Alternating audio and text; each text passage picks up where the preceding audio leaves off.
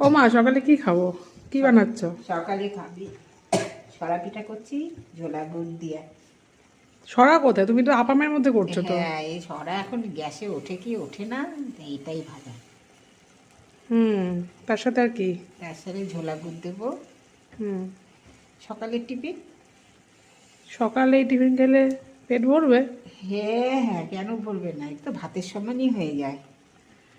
চাল না, হুম, তাও ঠিক। তাহলে কত এটা কি খাবার। ওটাকে দিয়ে ঢেকে দেবা? এটা দিয়ে ঢেকে দেবো, দিয়ে নিই। এটা দিয়ে ঢেকে, কারণ এখন তো আমরা কাঠে কিছু করতে পারি না, কাঠের পিঠা ভালো হয় সরাতে, মাটির সরাতে করলে। এখন আমাদের মাটি সারা ফেটেও যায় গ্যাসে, হ্যাঁ, ফেটে মনে আছে? যায়। ফেটে যায় যে। হ্যাঁ, ফেটে যায়। আর এটা হয়ও না গ্যাসের উপর ঠিক মতো। কতক্ষণ লাগবে? এই মিনিট 5 মতো। আচ্ছা, হয়ে গেছে? এই তো হয়ে গেছে। উঠবে? হ্যাঁ, দিয়ে রাখা দাও। দিয়ে আচ্ছা,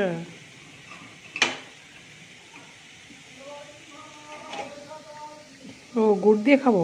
হ্যাঁ, গুড় দিয়ে খাবা। ঝোলা করে নিয়েছি কালকে বাজারে গিয়ে। শীত চলে যাচ্ছে, খেতে পাচ্ছে না। তাহলে সরার থেকে তো এখানেই বেশি ভালো হয়। এটা ভালো হয়, সরাটা একটু ঝাঁঝরি ঝাঁঝরি হয় তো, এরকম ফুটো ফুটো হয়, এটা এত ফুটো ফুটো হয় না। ও আচ্ছা আচ্ছা। এই জন্য এইটা দুধে ভিজালে অত ভালো লাগে না, ঝাঁঝরি ঝাঁঝরি না হলে দুধে ভিজানো যায় না। হুম,